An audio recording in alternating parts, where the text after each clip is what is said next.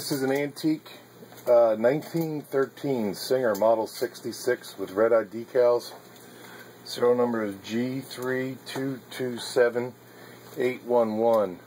And this one was, I guess, refurbished at one time from a factory or dealer, and now has the right clamping foot. I've got 6 layers of denim. They were already stitched once for photo used in the ad. I'm just going to show you how well the machine runs. It's got a hub on the back so you can hook up a motor or a hand crank. This hand crank is mine. It does not come with the machine. It's only used to illustrate how it works. Here we go.